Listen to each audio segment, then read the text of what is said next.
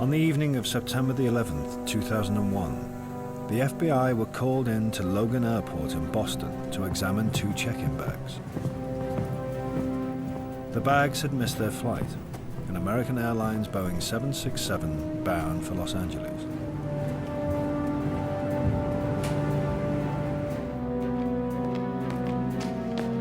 The owner of the luggage was Mohammed Atta, a ringleader in that day's terrible events.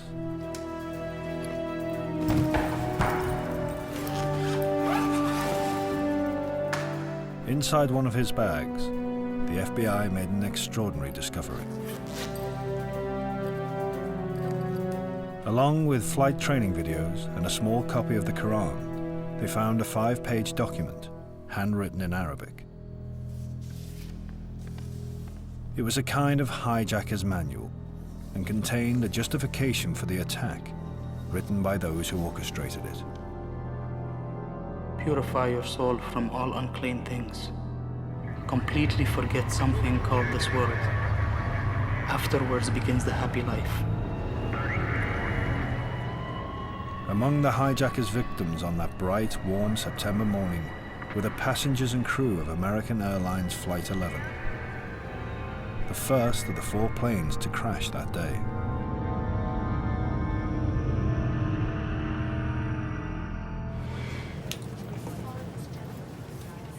Among the passengers is Daniel Lewin, a brilliant and wealthy software designer.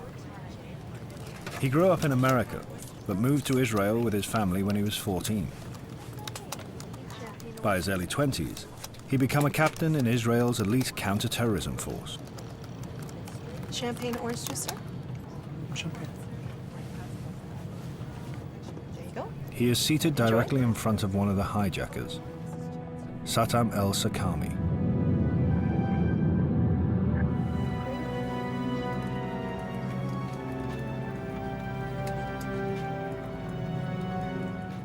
With the arrival of Atta and Abdulaziz al-Amari, all 5 hijackers are now in position.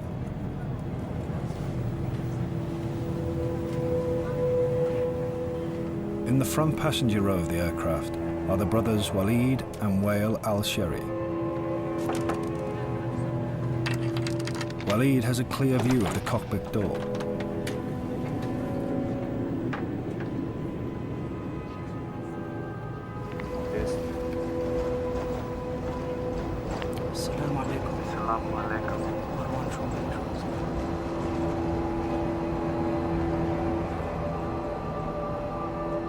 It's not known what he says in a call that lasts just under a minute. But it is known that he calls Marwan al-Shahi, the hijack leader on board United Airlines Flight 175, which is taxiing just a few hundred meters away. United 175 is also bound for Los Angeles, but will crash into the South Tower of the World Trade Center.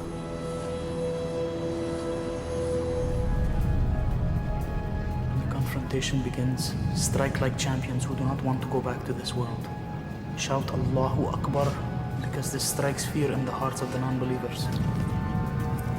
Allahu Akbar! Allahu Akbar!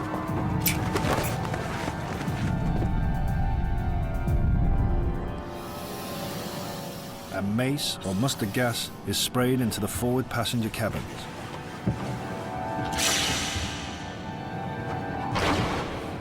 Shortly afterwards, though, all 5 hijackers barricade themselves inside the cockpit. No one else on the plane will see or hear from them again. Flight 11 now starts to drift, silently, off course.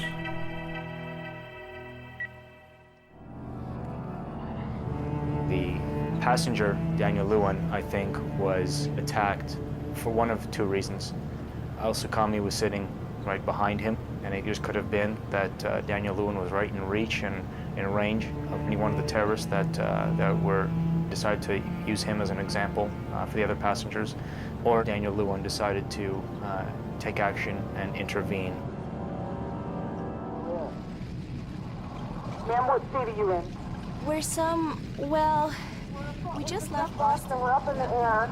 We're supposed to go to LA, and the cockpit's not answering their phone. Okay, but what seat are you sitting in? What's the number of your seat? Okay, I'm in my jump seat right now. Okay. At 3R. Okay, you're the flight attendant? I'm sorry, did you say you're the flight attendant? Hello? Yes, hello? What is your name? Hi. You're going to have to speak up. I can't hear you. Sure. What is your name? Okay, my name is Betty Ong. I'm number 3 on flight 11. Okay. And the cockpit is not answering their phone. And there's somebody staffed in business class, and we can't breathe in business class. Somebody's got mace or something. Can you describe the person that you said someone is what in business class? I'm sitting in the back. Somebody's coming back from business. If you can hold on a second. Nobody move. Everything will be okay. If you try to make any move, you'll danger yourself and the airplane. Just stay quiet.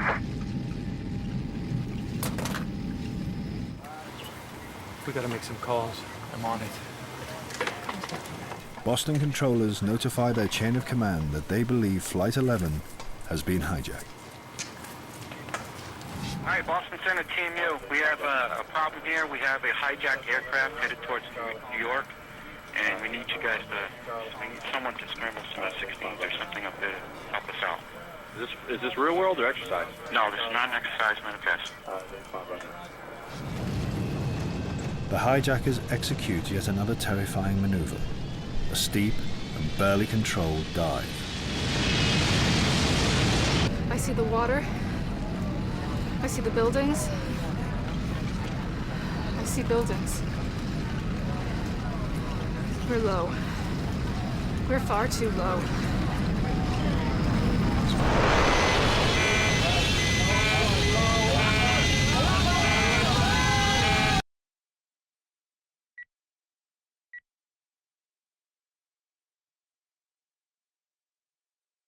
What's going on, Betty? Betty, talk to me. Betty, are you there? Betty? I think we might have lost her. Jim, I don't know whether we've confirmed that this was an aircraft, or to be more specific, some people said they thought they saw a missile. There was definitely a blue logo. It was like a circular logo on the front of the plane. It definitely did not look like a commercial plane. I didn't see any windows on the side. Mark, if what you say is true, those could be cargo planes. You said you didn't see any windows in the side? I didn't see any windows on the side. It was not a normal flight that I've ever seen at an airport. It was a plane that had a blue logo on the front, and it did not look like it belonged in this area.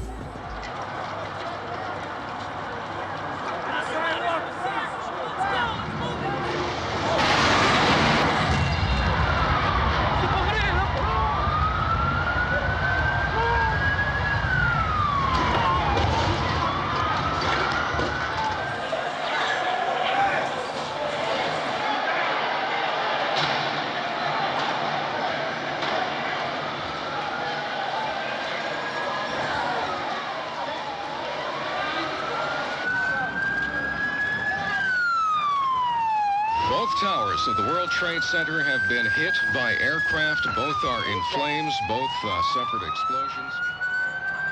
There is black smoke coming from both of the towers. It's a horrific scene here. There's debris flying through the air over the East River here into Brooklyn. What appears to be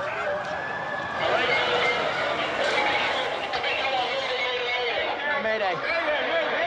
There were two planes. I saw the second one hit. It hit the other tower. Right there's Beth, right here. Okay. I need the White House right now. Okay, where's Van Essen and where's Tom? I need you here. Okay, we need to, where's Bernie Carrick? Tell Loda to evacuate the Empire State Building. Okay. I'm going to close the Statue of Liberty. Okay, I want the entire emergency op plan in place now. So you got that? Yes. Okay, what's the deal, Peter? Send them up the stairway. What do we got? Okay, my guys are going in and trying to evacuate everybody below the fire floor. What do we go up on the roof with helicopters? We have 34. No, helicopters. It's too hot. Okay, anything will fly up there, the thermals are going to knock them right out of the sky. What about the whole...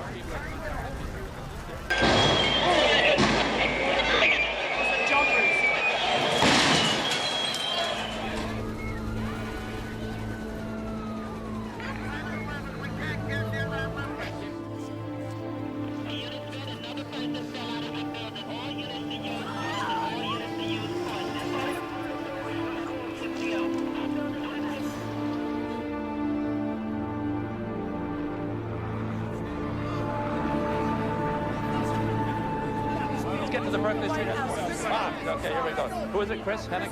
Chris? Chris, it's Giuliani. We have to clear the airspace around New York right now. We need the president's authorization on that. I'm sorry, people, please. Yes, say what? Say it again. A civilian plane has hit the Pentagon. The White House has been evacuated. Air Force One is airborne.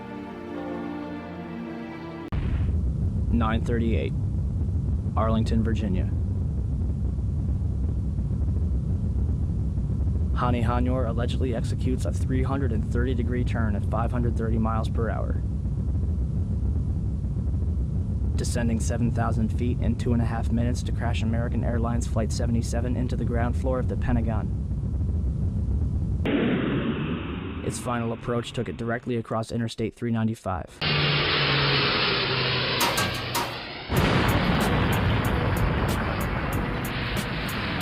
Well, I can't tell you about that, but I was just here in front of the Capitol, which, by the way, has been evacuated, and back toward the Supreme Court area, we just heard a low, muffled thud. It sounded like a small explosion. There have been unconfirmed reports of second explosions here at the Pentagon. We have not confirmed that, but again, the counterintelligence forces in New York, he nodded a bit gravely and said he would... This is as close as we can get to the base of the World Trade Center. You can see the firemen assembled here, the police officers, FBI agents, and you can see the two towers. A huge explosion now, raining debris on all of us. We better get out of the way.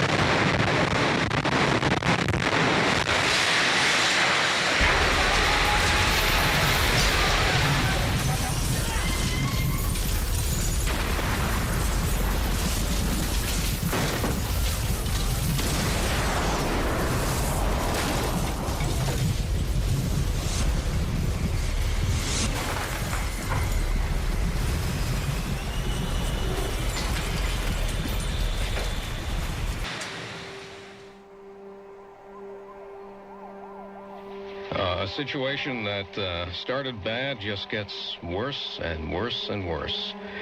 The World Trade Center, South Tower, which was hit by a plane and wrecked by an explosion approximately an hour ago, has totally collapsed. What happened?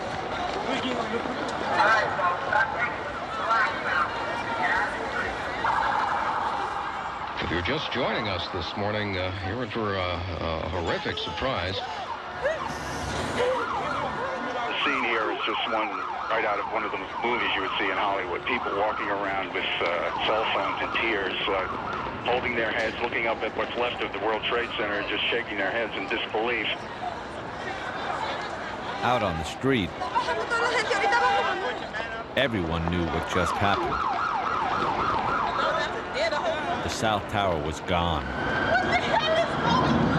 They saw it collapse and ran.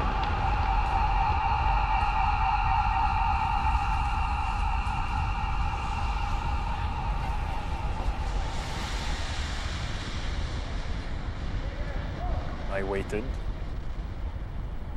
Time slowed down and everything became pitch black.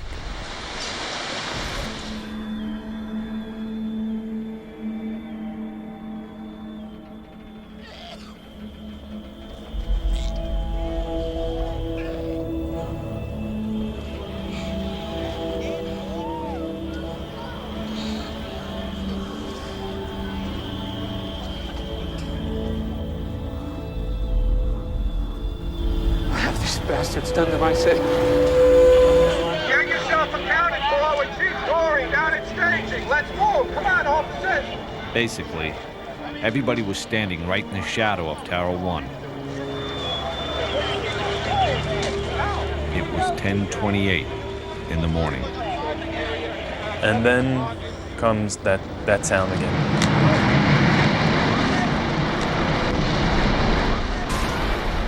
I don't even have time to think at that point. I just run.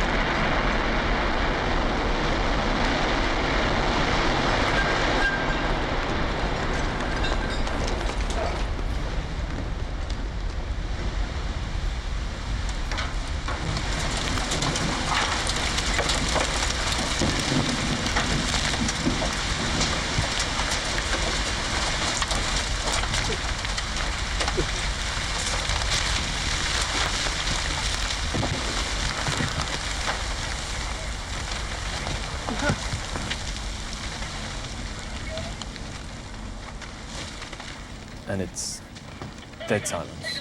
There's nothing. No radio calls, no sound, nothing.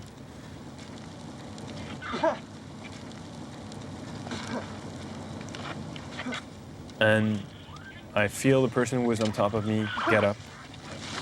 Get out of here. You with me? Yeah.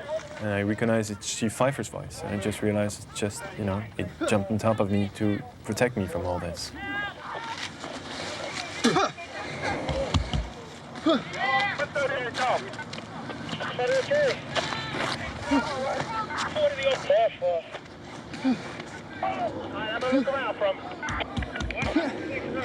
Chief Pfeiffer said, okay, let's go now.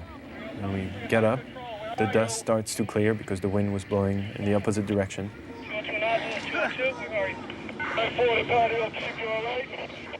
After that, it was just trying to literally walk around the block and regroup and walk back to the scene and see what we could do. First one and then the other, some say after secondary explosions. When a big explosion happened, all of a sudden the elevator blew up, smoke. I dragged the guy out, his skin was hanging off, and I dragged him out, and I helped him out of to the ambulance. Walking down the stairs, we made it to the 8th floor. Big explosion. Blew us back into the 8th floor. Just get out of the tunnel and it blew. The subway tunnel? Yeah. Tell us what's happening out there. Oh my We just gosh. witnessed some kind of secondary follow-up explosion on the World Trade Center number 2, the one. Secondary. We understand now there has been a secondary explosion on Tower 2. There was another major explosion. The building itself, literally the top of it, came down, sending smoke and debris everywhere. Collapsed. 5 blocks from the World Trade Center, and we were standing here when there was some sort of collapse or explosion. Do you know if it was an explosion or if it was a building collapse? To me, it sounded like an explosion. When I try to save people, in the moment we heard a big explosion coming down. Everything just went black. Everything came down, glass started popping. People got hurt, stuff went on top of them. And it was a big explosion. Everything got dark, real dark, like snow. The FBI is here, as you can see. They had roped this area off. They were taking photographs and securing this area just prior to that huge explosion that we all heard and felt. Coming over our radio, get out of the area, the second tower is coming down. They tell you the second tower is coming Yes, it's about to collapse. At 10:30, I tried to leave the building, but as soon as I got outside, I heard a second explosion and another rumble and more smoke and more dust. I ran inside the buildings, the chandelier shook, and again, black smoke filled the air. Within another 5 minutes, we were covered again with more silt and more dust. And then a fire marshal came in and said we had to leave because if there was a third explosion, this building might not last. We just saw that as well. The second tower, the only one that was standing, tower number 1, just we saw some kind of explosion, a lot of smoke come out of the top of the tower, and then it collapsed down onto the streets below. David Lee, what can you tell us? John, just seconds ago there was a huge explosion, and it appears right now the second World Trade Tower has just collapsed. I got an eyewitness who said there was an explosion on floor 7-8. 7-8. We just had another explosion. Warren Street because of the secondary explosion. We've got numerous people covered with dust from the secondary explosion. And we got another explosion on the tower, 1013. Number 2 has had a major explosion and what appears to be a complete collapse surrounding the entire area. Who's involved in the secondary explosion at Tower 1K? I've got 5. The collapse of the World Trade Center was picked up by Columbia University's observatory in Palisades, New York. The South Tower registered as a 2.1 earthquake. The North Tower registered as a 2.3 earthquake.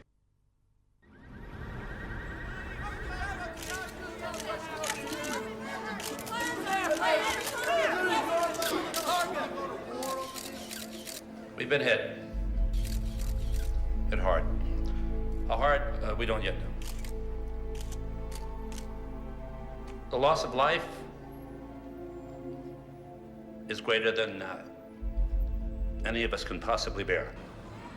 In 1940, when London was being bombed every night, night after night, Londoners scrawled a message on the rubble the next morning. "We can take it," they wrote. Well, New Yorkers are made of the same tough stuff. So can we. New York and the United States are stronger than any group of barbaric terrorists. The city is still here. It will be here tomorrow morning. It's going to be here forever.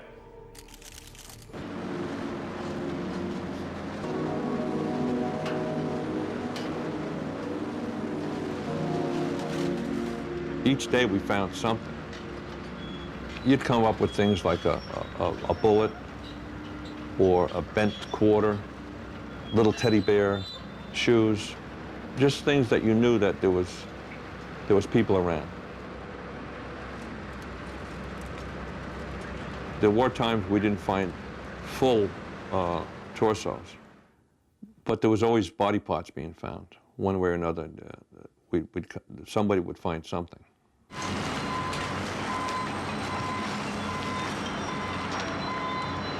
There was no furniture, there was no anything. I mean, it was just dust and steel. And then right in the middle of that rubble, you might find a light bulb, unbroken. I mean, how do things like that happen?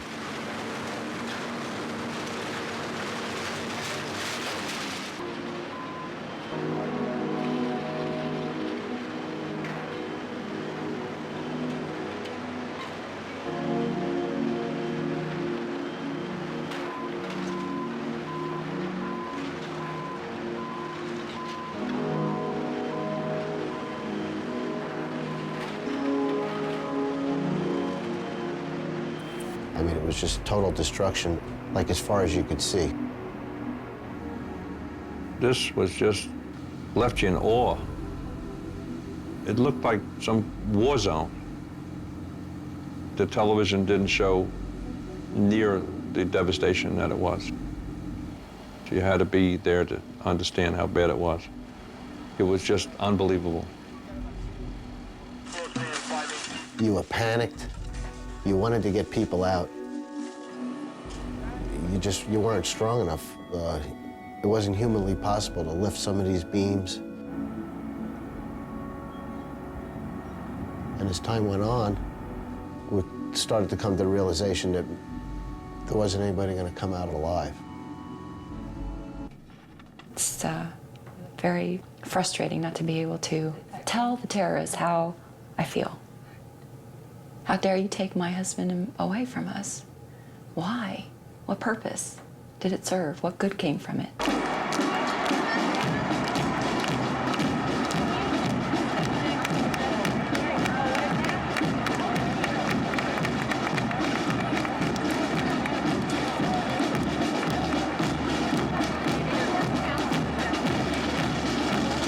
I'm in the pit all day.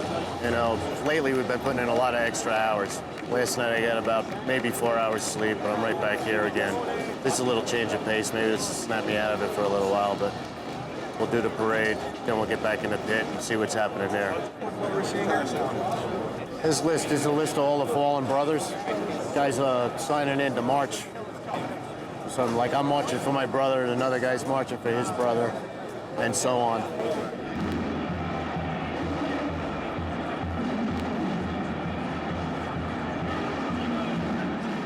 Oh, this patch here, my brother's nickname in the firehouse was Mulebone. He's a big mulebone-looking guy, you know, so everybody called him Mulebone. I thought it was a great name, and I put it on my uniform for memorial to my brother.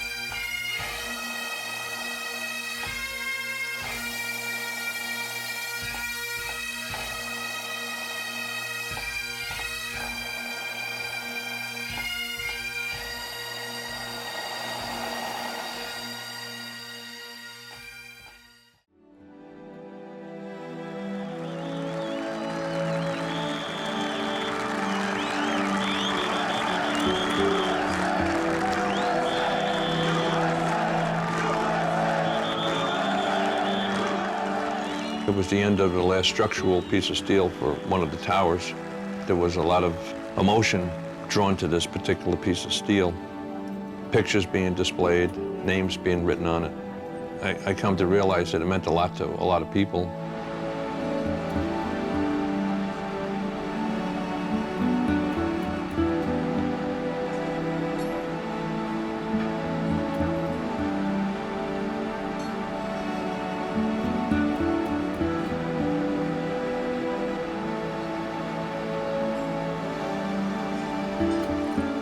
I wanted to start all over. I never wanted to say goodbye. I wasn't done. I don't know if I really ever said goodbye. I just can't work there no more, that's all.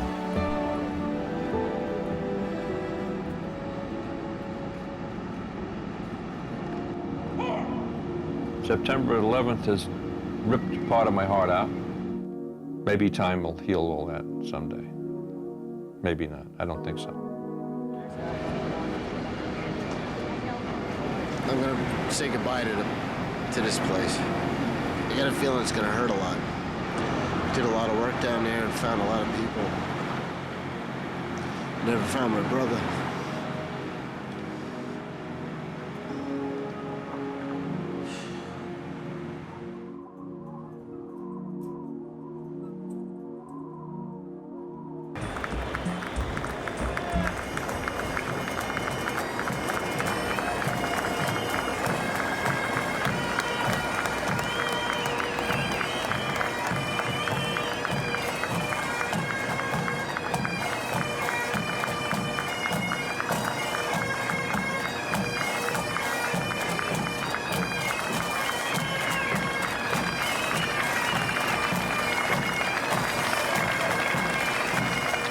That last day made you feel proud.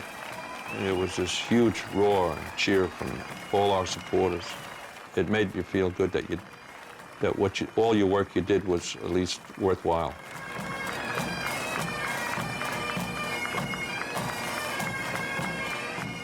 I feel really bad for the people, the victims that are still missing. I tried really hard to find them. I just want them to know that.